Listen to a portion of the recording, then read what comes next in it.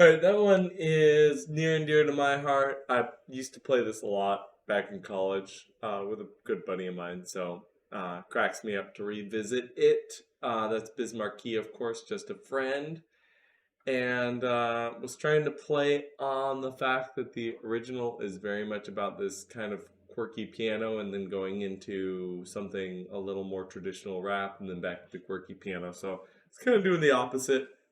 Hope you enjoyed, and I will catch you next time.